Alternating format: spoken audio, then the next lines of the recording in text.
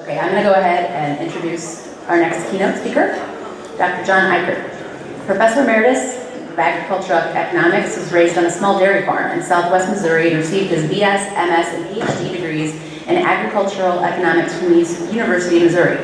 He worked in private industry for a time and spent 30 years in various professional positions at 4 different state universities before retiring in early 2000.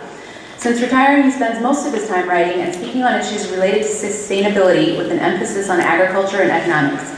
He's the author of 6 books, which can be located on his websites, faculty.missouri.edu, IkerdJ, or johnikerd.com.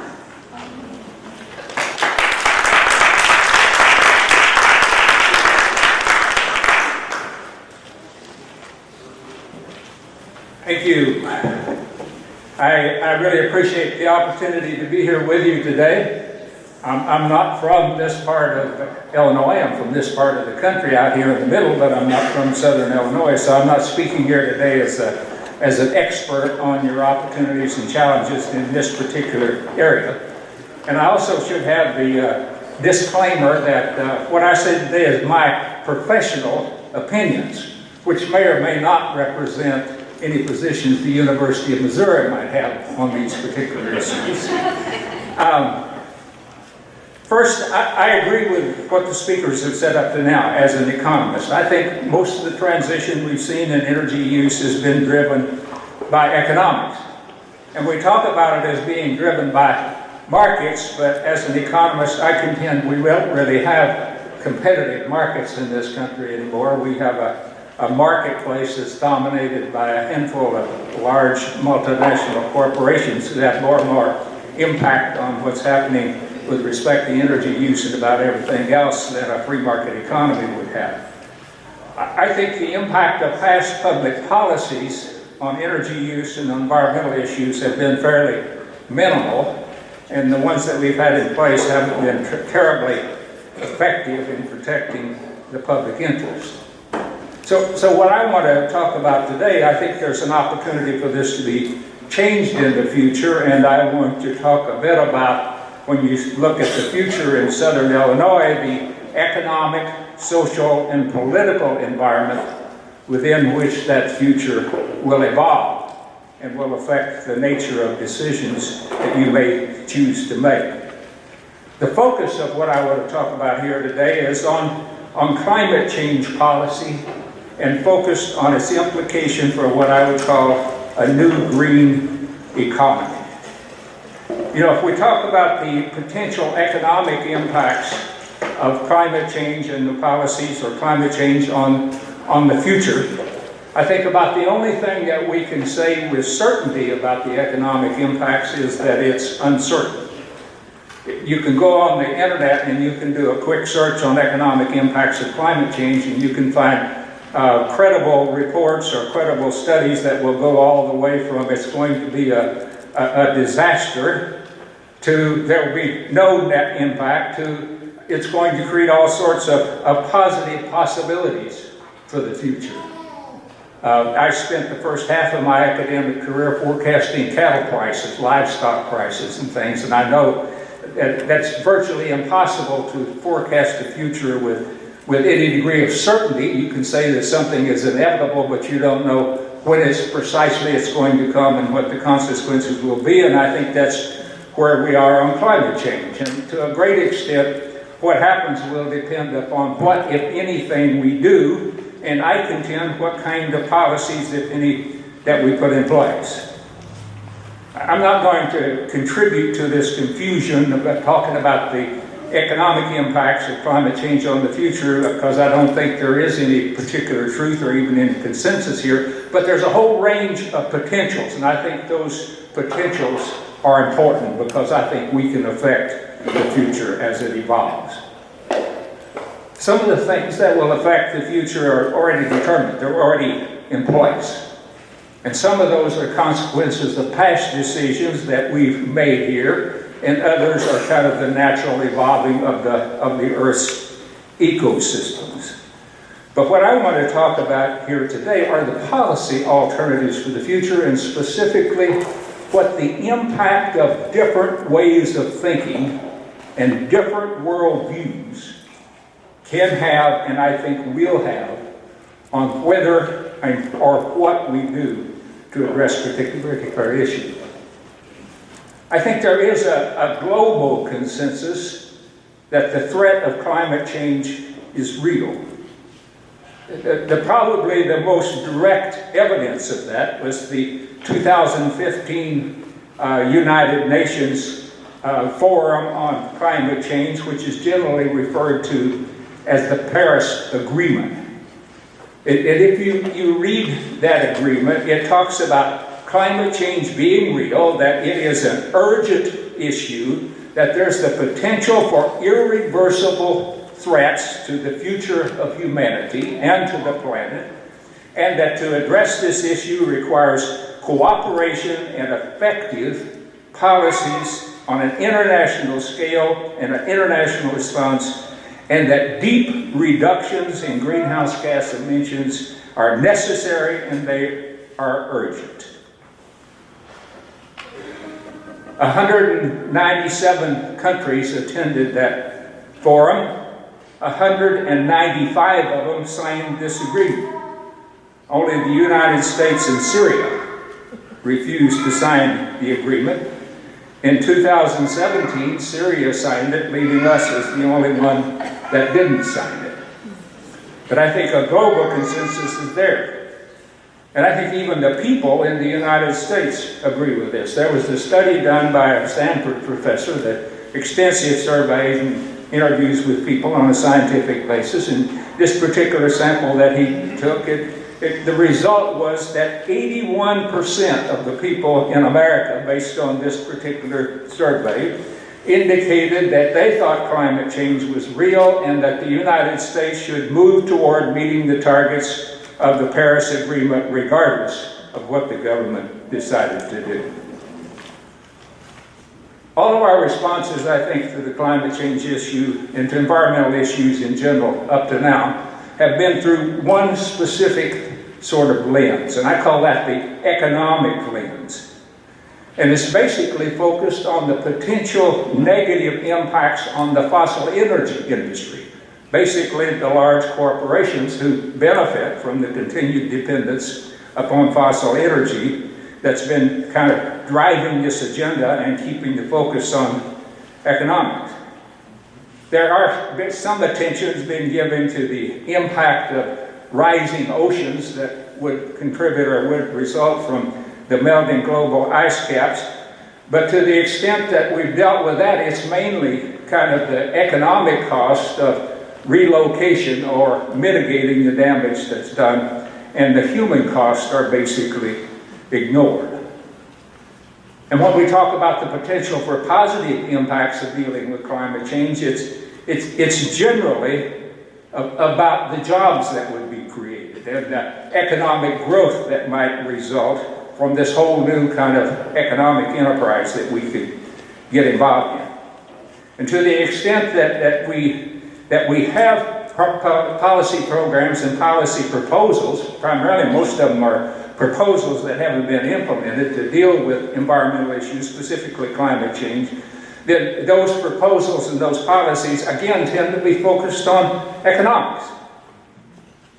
We talk about economic incentives with placing a carbon tax on the use of fossil energy for the emission of carbon. Well, what are we talking about here? We're saying, okay, there are long-run economic impacts of our release of fossil energy into the atmosphere, or release of carbon into the atmosphere. So if we put a tax on that carbon, then what we're doing is we're letting the prices of fossil energy now reflect the emission of carbon into the atmosphere, in addition to the cost, the economic cost of the fossil energy, and therefore we're expecting people to respond to the economic incentives by using less fossil energy.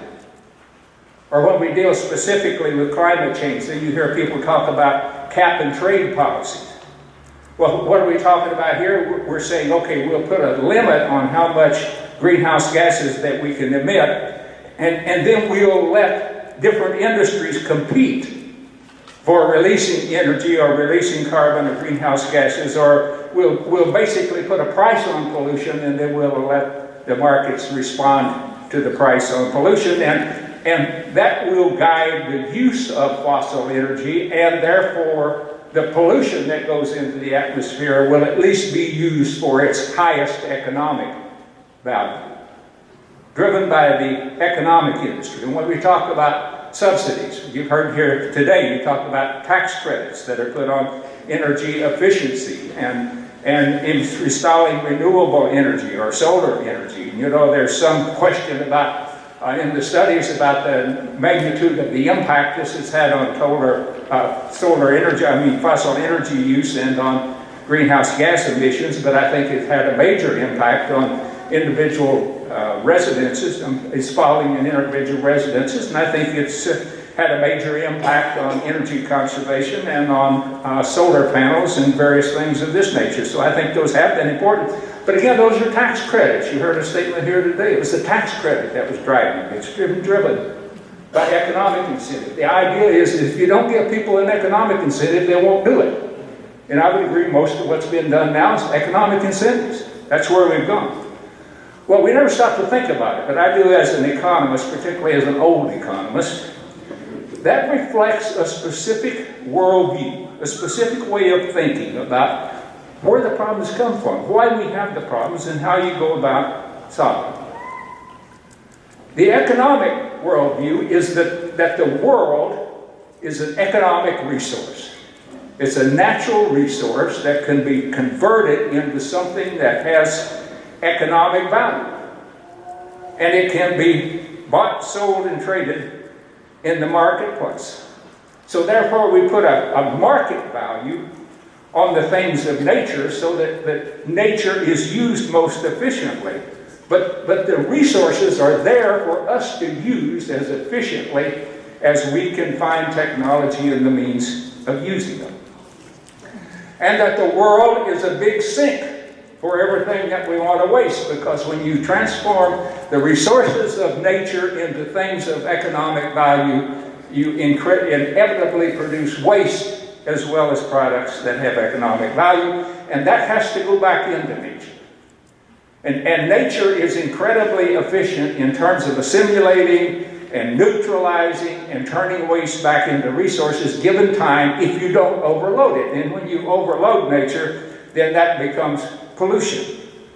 But the world is a resource and the world is a sink, and all of that is determined by economic value.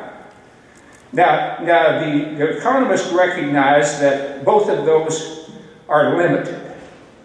That there's some limit to the Earth's resources as a resource and as a sink.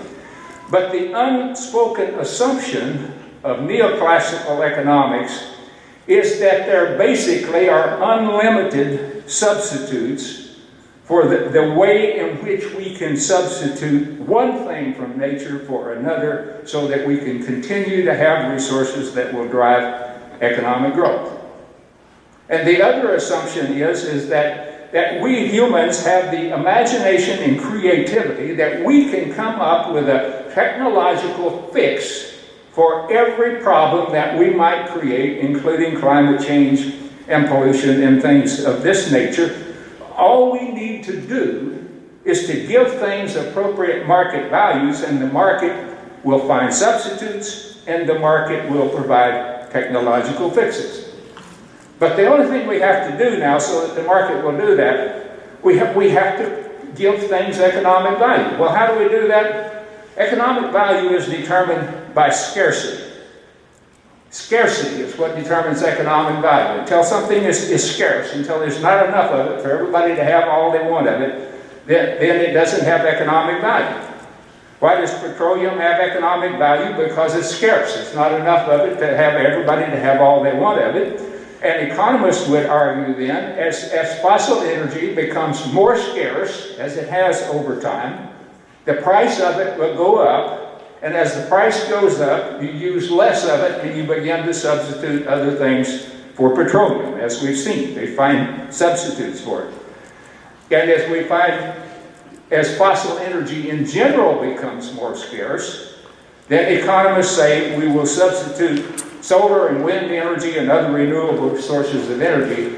So all we need to do is just allow the Earth's resources to become scarce, and then when they become scarce, the market will put a value on them, we'll conserve them, and we'll find substitutes, and we just need to let the markets work. Now, pollution presents a little bit more of a challenge here, because pollution, there is no market for pollution of the air and pollution of the water. Why is that? It's not scarce. We can just dump everything we want out into the air and dump everything you want into the water, unless there's regulations on it, but it's not scarce.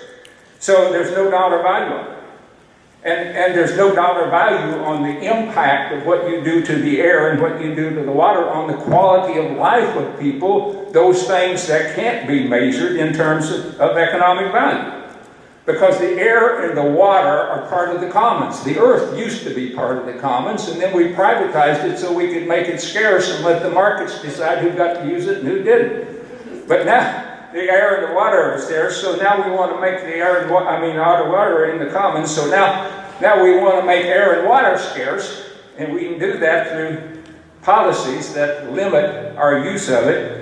But there's no market for it. And so that's the reason that we have to have economic policies, or we have to have government policies to deal with pollution problems, because we have to make air and water scarce. And that's what cap and trade is about. If you put a limit on how much you can pollute, then pollution becomes a scarce, the right to pollute becomes something scarce. You have to bid for it. You have to pay for it. And so the markets can allocate it then. So that's the reason we do. You put a carbon tax on, then you make whatever you put a tax on more scarce. You've raised the price of it, and now the market can respond to that. And so that, in economic jargon, that allows pollution, allows resources to be allocated toward their highest economic value. And that's what economists call internalizing externalities.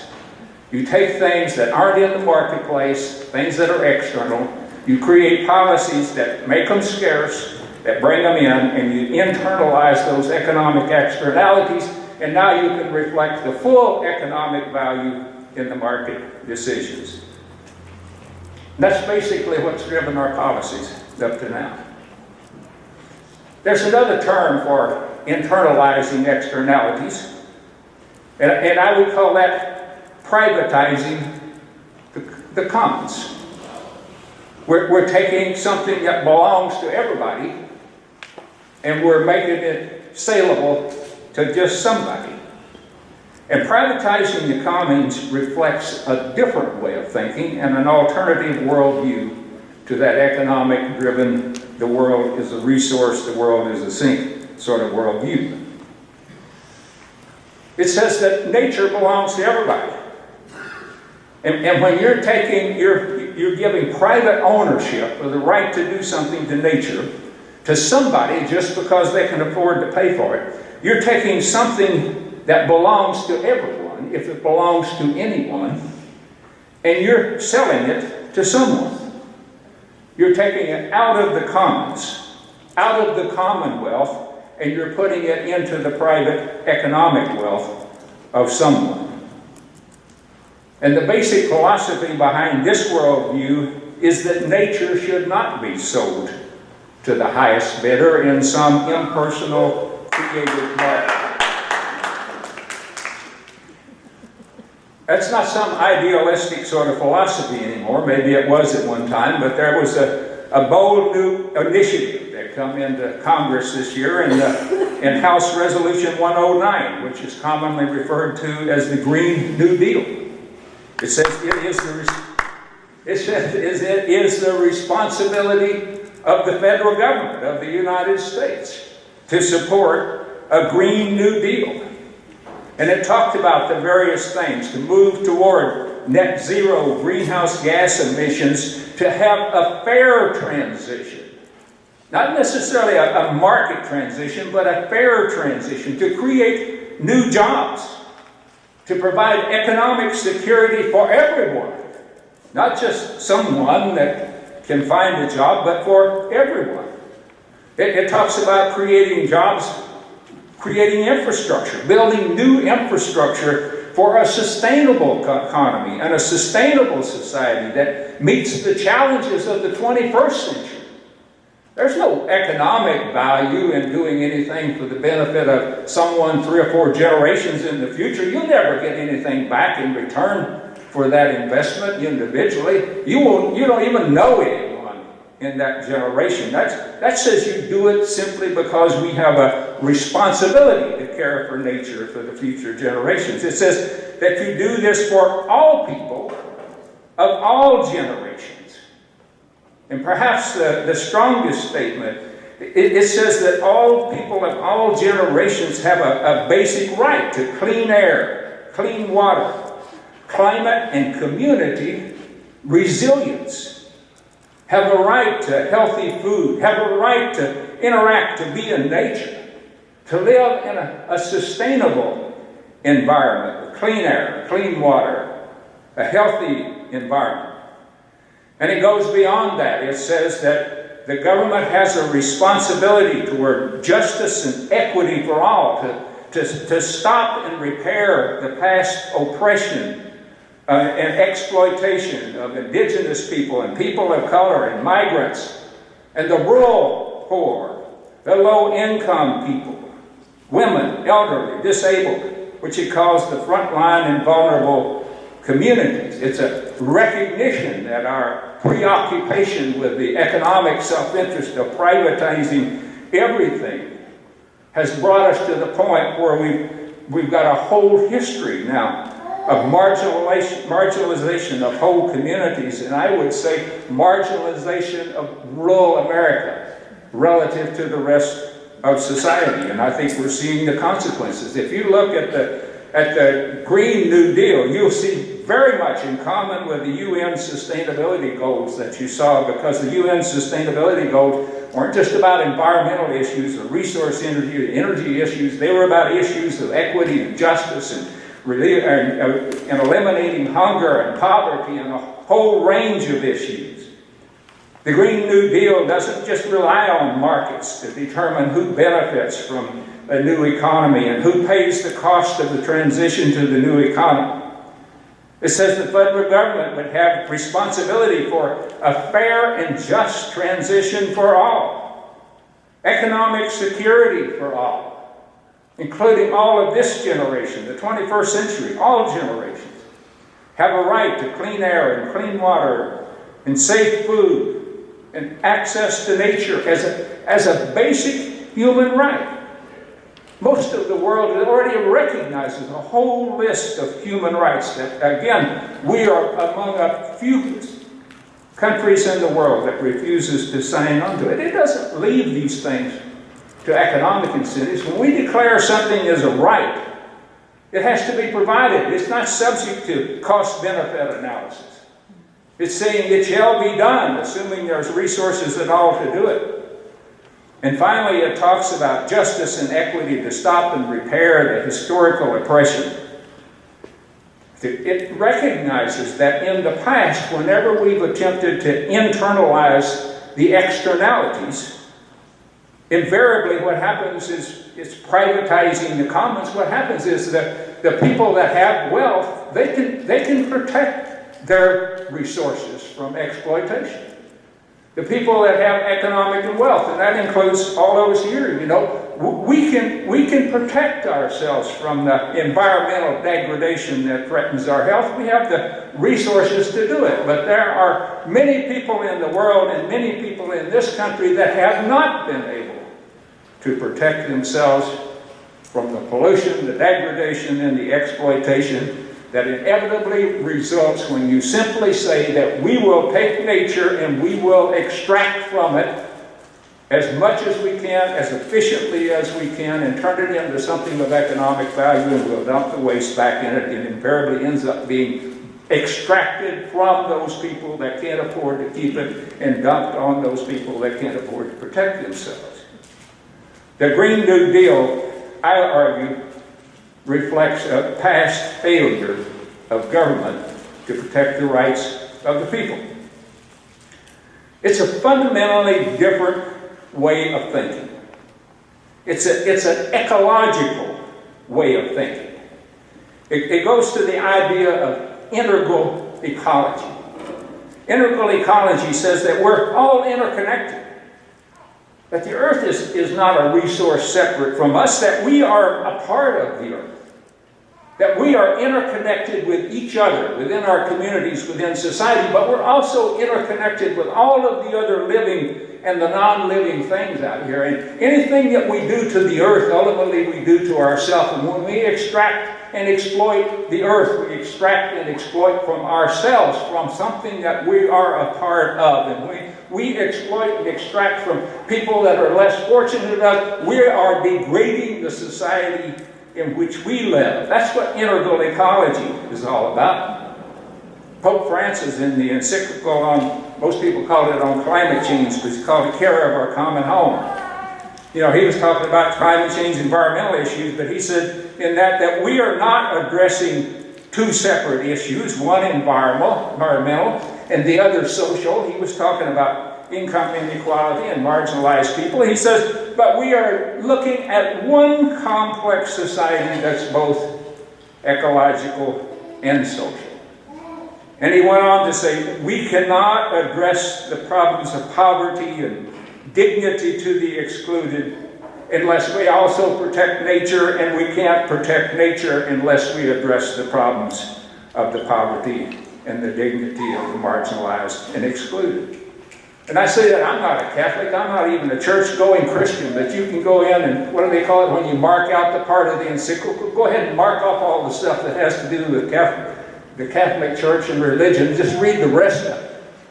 It's a strong philosophical piece, and it's well-rooted. You got a lot of input in that, but that's the kind of thinking that's reflected there. It's reflecting the thinking in the UN sustainability initiatives. There's a whole group of people all around the world that are thinking in this way, and I think it's important to recognize that. You know, when a lot of people looked at the Green New Deal, they said, oh, that's just a wish list of all the liberals out there, everything that they want. It's not a wish list. It says you've got to deal with all these things. You've got to deal with poverty and the marginalization along with the ecological, or you're not going to solve any of it. People say, well, the Green New Deal is going to be imposed on people. It's big government. But if you look at it and you read it, it's not imposed on people. It's very clear in terms of it has to be carried out in transparency, be inclusive, carried out in consultation, collaboration, partnerships with the frontline and vulnerable communities.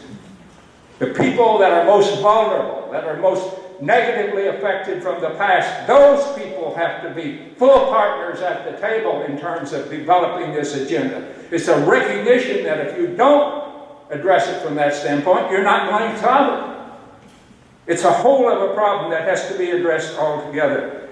Local control, local ownership, local involvement. That's the only way this can work.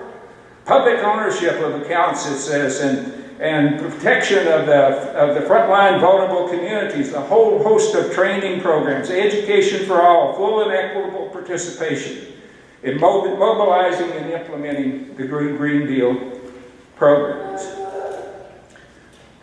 I think what it is an attempt on the part of some people to restore confidence and trust in the government that's been lost over generations of the failure of our government to protect the marginalized and the basic human rights of all.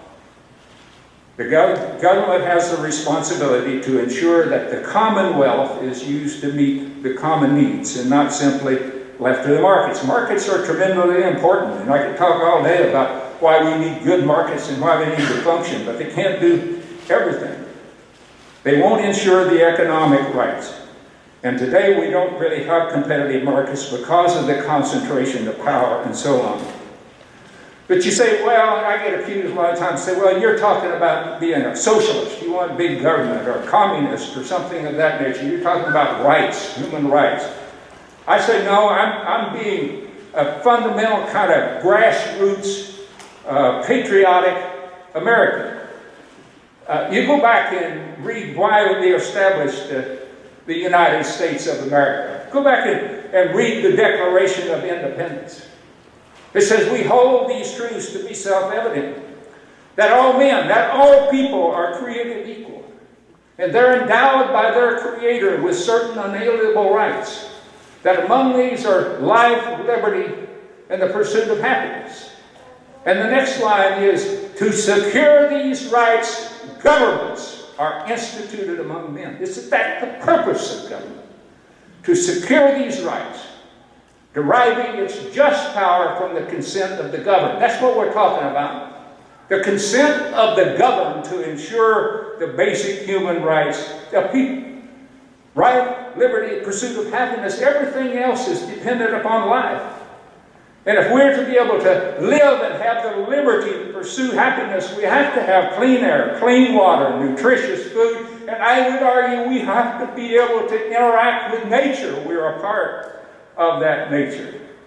You can go to the Constitution, and what does our Constitution say in the preamble? Why reform this union? To establish justice, ensure domestic tranquility, provide for the common defense, promote the general welfare, ensure the blessings of liberty for ourselves and our posterity. It says that the general welfare, the blessings of liberty, not just liberty, but the blessings of that freedom for ourselves and for all generations of the future. These are foundational principles upon which this country was built. That's what we're talking about here. In democracy, we're all of equal inherent worth, but folks, we're not all of equal economic ability. And it's not all our fault. It's because of the way we're born, our physical, our mental capacities, the homes in which we're nurtured, the communities in which are nurtured, the opportunities we have to meet those chance encounters that lead to great successes. We are unequal in terms of our economic ability inherently, and therefore it is the responsibility of all of us to work through government to ensure that we have equal dignity, because we all have some non-economic value to contribute to humanity to the extent that we lack economic ability, and all we should be asked to do is to make that contribution to do whatever we can. And when our non-economic value to society is not recognized, we feel marginalized, disenfranchised, and even if we have enough to eat, we feel left out. Folks, we're faced with a great choice. We're at a point in time where we can make a choice to continue to be driven by the economic bottom line and trust that new technology will solve all of the problems and that we will find a substitute for everything we use up, or we can change a fundamental change in thinking and move to a different view of the world. Pope Francis talks about the implications of relying on technology and profit. He says it has no concern, has shown no concern for the human impact. He says economists argue that economic growth will solve all the problems, but it doesn't solve global hunger or poverty or the environmental problems. The rights cannot be assured by the economy. And Pope Francis says that we must move forward in a bold cultural revolution. That's the choice. You know, it's not simply the lack of economic necessities here that we're talking about. We've heard some of this today, but this is particularly true among the indigenous people and the marginalized people, is this separation from nature. We have a responsibility. The Pope says that, indigenous people said, we're put here for a reason on this earth, and part of that reason is we're here to be caretakers of each other and caretakers of the earth. And when we're separated from nature, when we're separated from the things we're to take care of, and when we're separated from each other by a market economy of buying and selling rather than relating, then we suffer ethically, morally, and socially as a consequence of this great separation. We are deprived of our ability to care for the earth. We're deprived of the relationships that we need regardless of their economic value. And again, I'll finish by quoting Pope Francis. He says, if we reflect on the proper relationship between humans and the world around us, the question arises, the question of the meaning and purpose of all human activity. What is the purpose of our life in the world? Why are we here? What need does the earth have of us? We need to see that what is at stake is our own dignity. Leaving an uninhabitable planet, or leaving an inhabitable planet for future generations is first and foremost up to us. We have a choice. We can address the risk of climate change with continuing to rely on markets, or we can rely on market-based, economic-driven policies, or we can move forward with a bold new revolution, as kind of suggested or hinted out in the Green New Deal. The Green New Deal is been supported by several of the presidential candidates, and we'll have an opportunity to participate in that process as we move forward. Now, I'm not so naive as to think that we're going to have transformational change within the next 5 years or the next decade or whatever, regardless of who's elected president or who controls Congress. Change takes time. But ultimately, our government either reflects the consensus of the people or the unwillingness of the people to participate in the process of governance. So the choice is up to us. What kind of future do you want in Southern Illinois? What kind of future do you want for this nation and for the future generations? That is first and foremost up to us. Thank you.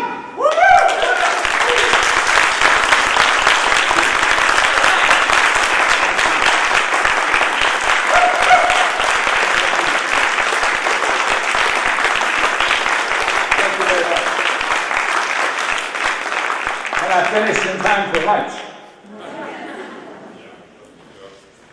Is this working? Hello? Just yell. Okay. Thank you so much, Dr. Ikerd. I think this needs to go viral. Who's with me? Okay, so a couple quick questions. Yeah, we give him all this time. We have time for some questions, but please keep your questions succinct so that everybody can get a chance to ask their questions if they want to. Who wants to go first? I want to say thank you so much for using all of the accumulated wisdom that you have about the field of economics in order to completely unravel it. I think what you said, that our choice as basically a question of letting this logic of the market drive us versus a political struggle to defend the commons before they're taken away from us, is just absolutely spot on. Yep.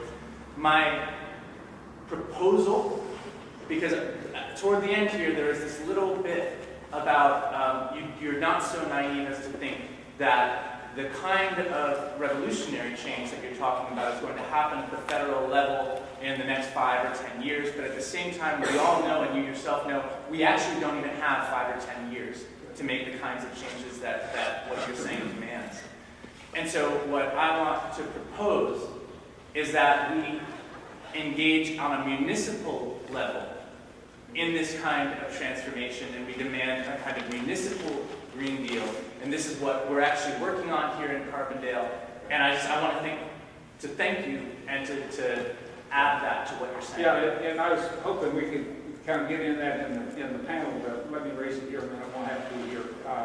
There are things you can do locally, you can do right now. One of the things that I propose is the idea of community economic utilities, and kind of starting with the community food utility. Let's use the idea of a public utility, and think like we did with the REA. I grew up without electricity when I was a kid, because it didn't make any economic sense to run what we call the light line down the road to our farm to give us electricity.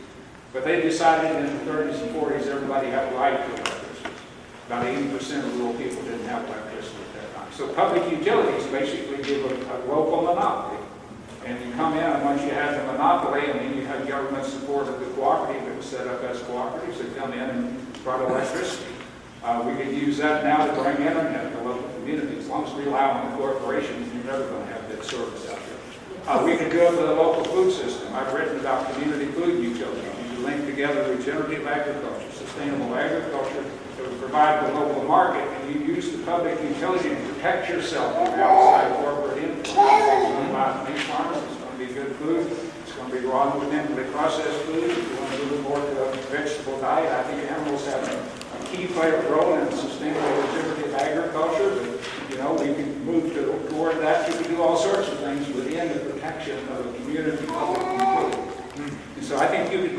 things right now, and the laws are already on the books for public utilities, so why not use them for something the communities want to do? Thank you so much. Yeah.